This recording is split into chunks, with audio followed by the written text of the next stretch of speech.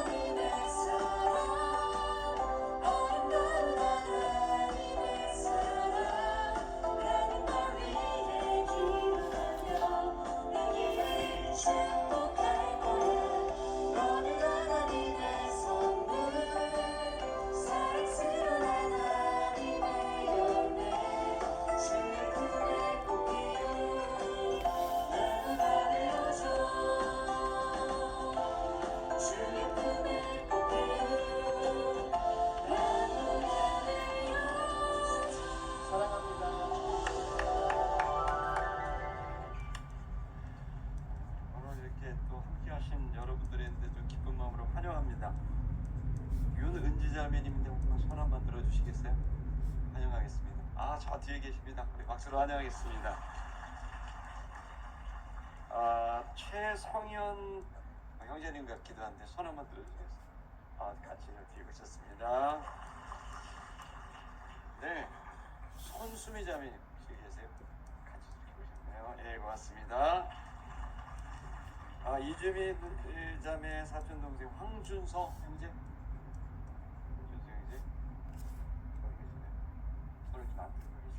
어쨌든 환영합니다.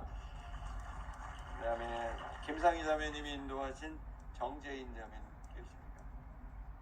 저쪽에 계시네. 손 한번 드립니다. 감사합니다. 우리 최준희 학생 간증 들으니까 참 너무 보람도 되고 기쁘네요. 학생들이 이렇게 학교 다니기도 어려운데 세상에 따로 시간을 내가 기도 모임을 하고 그걸 위해 저렇게 목소리도 왜 이렇게 좋고 네 집 아들인지. 네, 너무 감사합니다. 사실 제가 이제 준이랑 같이 차를 타고 이렇게 일산에서 오다가 얘기를 듣는데 너무 감동이 돼갖고 참 이렇게 학생들이 되니까 정말 너무 좋은 얘기다 해서 준이 한번 간주 좀 해주라. 근데 지난주는 추석이라 여러분들 좀 고향에 가셨고 그래서 오늘 이렇게 하게 됐는데 너무 잘해주셨습니다. 감사하게 생각합니다. 우리 하나님 말씀 보겠습니다. 우리 사도행전 28장의 말씀입니다. 사도행전 28장 말씀 1절부터 11절까지 우리 다 같이 한 절씩 11절부터 우리 한 절씩 교독하겠습니다. 석 달 후에 우리가 그 섬에서 겨울을 난 알렉산드리아 배를 타고 떠나니 그 배의 머리 장식은 디오스구라.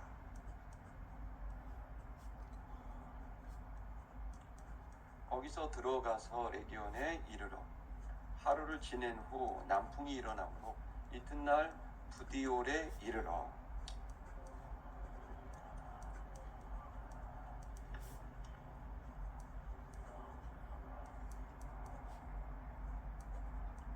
그곳 형제들이 우리 소식을 듣고 아비오 광장과 트레이스 타베르네까지 맞으러 오니 바울이 그들을 보고 하나님께 감사하고 담대한 마음을 얻으니라.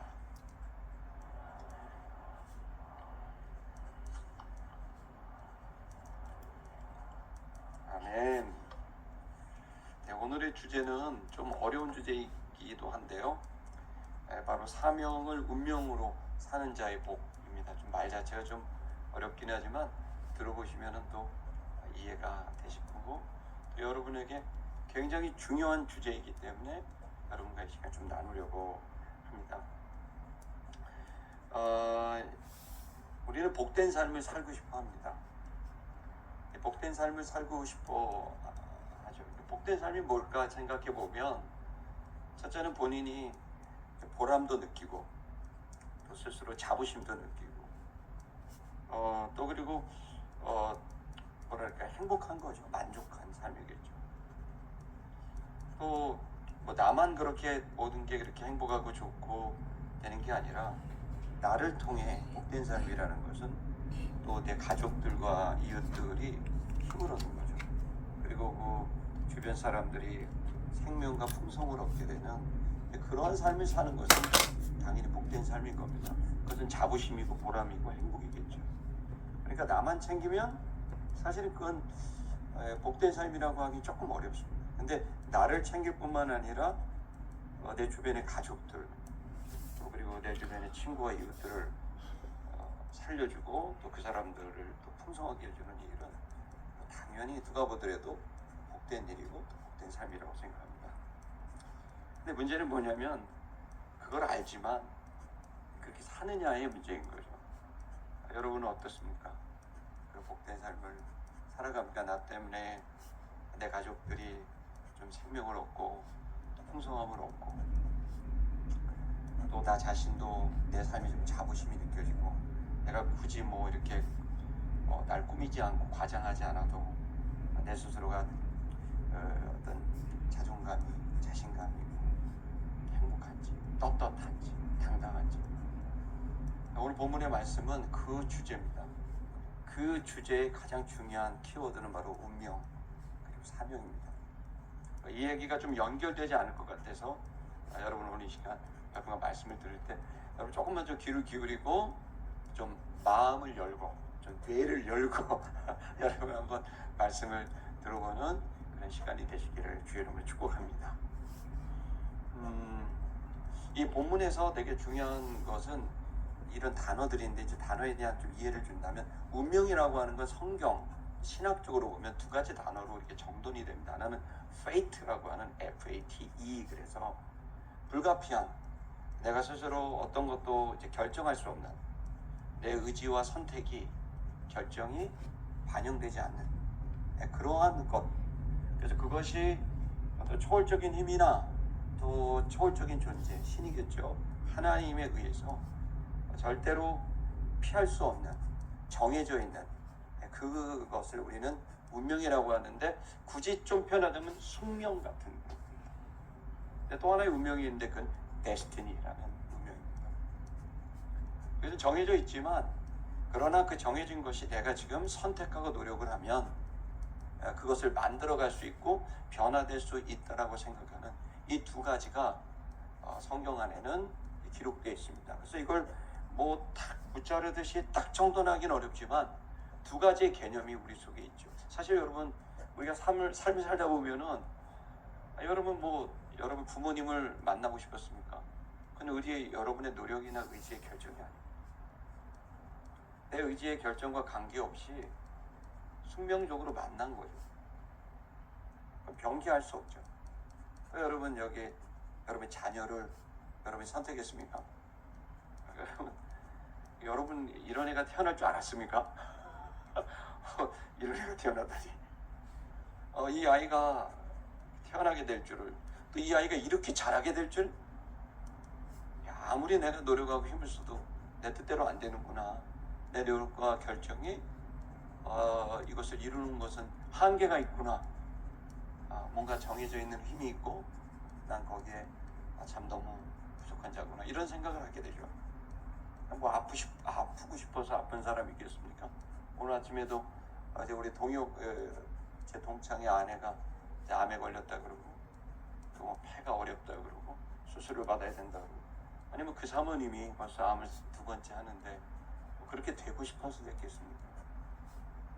사실 그런데 그 사모님이 처녀 때, 미혼 때 자궁암에 걸렸었어요. 애를 출산할 수 없을 거라는 판단을, 수술을 했고 할 수 없을 거라는 판단을 했고 오래 살지도 보장이 없었던 상태였는데 제 친구가 오직 사랑에 힘입어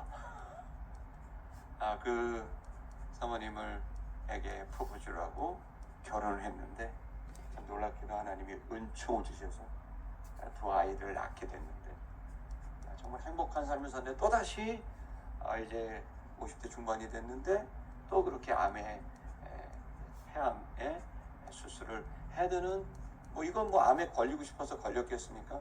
얼마나 건강을 위해서 음식 챙겼죠, 컨디션 챙겼죠 했지만 결국 이것은 숙명처럼 받아들이게 되는 거죠.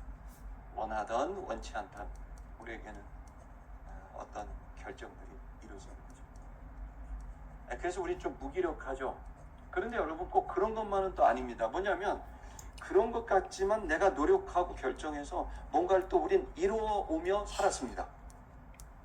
아멘입니까?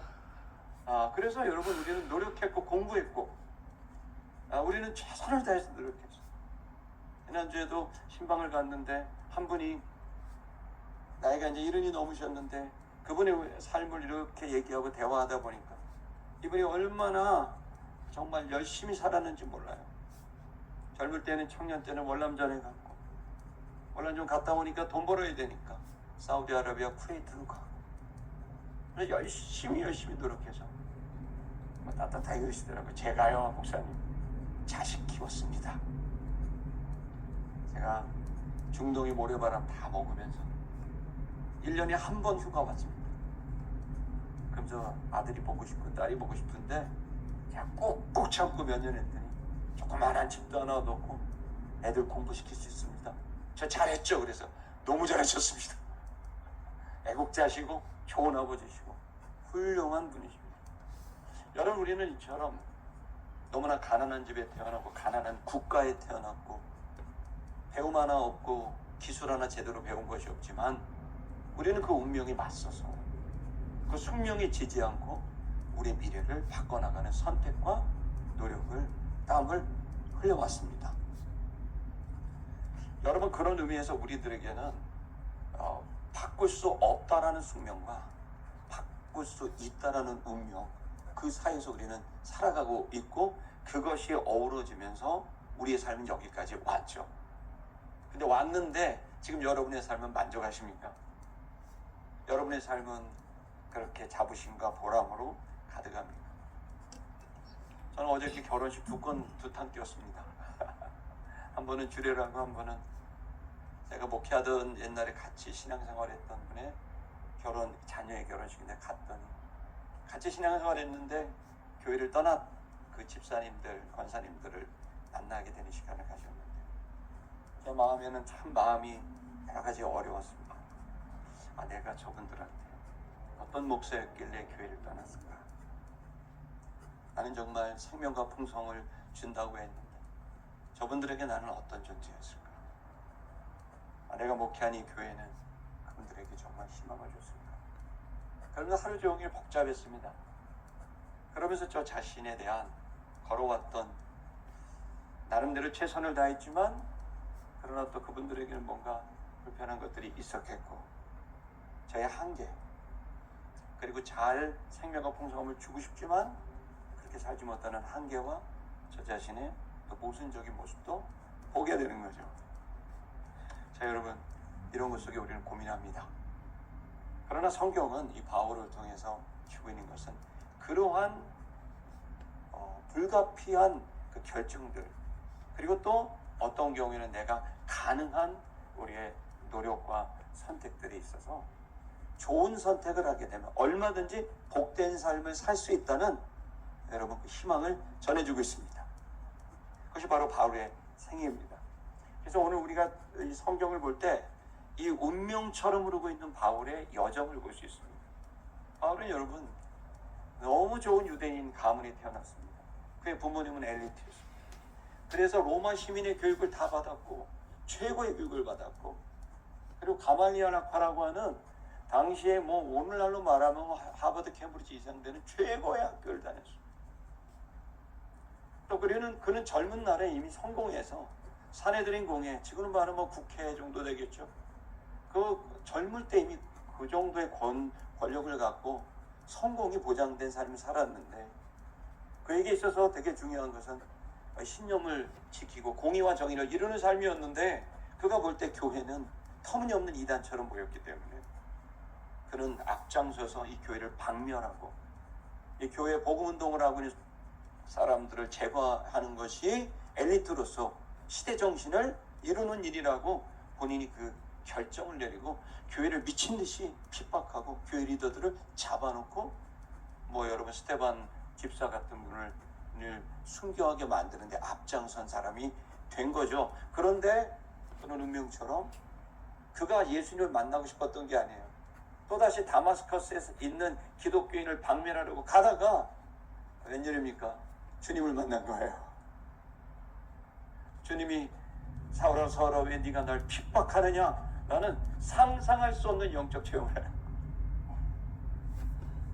그는 말을 타고 가다가 말이 떨어지고 자기에게 일어난 일을 이해할 수도 없었고 수용할 수도 없었고 충격을 받고 그는 거기에서 자신이 지난 걸어왔던 삶에 대한 도저히 해석도 되지 않고 지금 일어난 일에 대한 해석도 되지 않아서 그는 눈이 먼 상태로 그렇게 있다가 또 거기에 좋은 초대교회 리더들을 만나고 3년 동안 아라비아에 갔다가 또 그리고 다시 안티오크로 오게 되고 거기서 그는 여정을 벌입니다. 그리고 그는 전혀 다른 삶을 살죠. 그가 그렇게 박멸하고 싶었던 교회 리더가 되고 그가 그렇게 싫었던 복음을 모든 이방인들에게 전하는 삶을 살기 시작하죠. 그래서 새로운 데스티니를 열어가게 된 거죠. 운명을 연 거예요. 여러분 그래서 오늘 우리는 이 본문에서 바울의 이 운명적 삶을 좀 봐야 되고 그리고 그 속에서 우리는 어떤 선택과 어떤 삶을 살아가야 이 복된 삶을 살 수 있을까? 오늘의 결론은 바로 사명과 운명에 대한 일치된 삶을 이야기합니다. 한번 좀 보시겠습니다. 우리 한번 본문을 보면 11절 원전 노트를 좀 보여주시겠어요? 네, 보겠습니다. 여기 보시면 주동사가 계속 이어지는데요. 우리는 이제 바울과 그의 일행입니다. 바울은 아팠어요. 그래서 누가라는 의사가 늘 함께했어요. 이 누가는 누구냐면 누가복음을 기록한 사람이고 여러분이 읽으신 사도행전을 기록한 사람이에요. 그분은 4차 전쟁을 할 때 감옥에 죄수로 갔기 때문에 그의 건강 상태는 이걸 해낼 수 없었어요. 의사가 동행했고 아리스타고라고 하는 아주 심부름꾼, 아주 일머리가 좋은 아리스타고가 또 동행해서 한마디로 말하면 이제 옥바라지 한 겁니다. 그래서 이제 같이 이 여정을 걸어가게 되는데요. 자, 우리가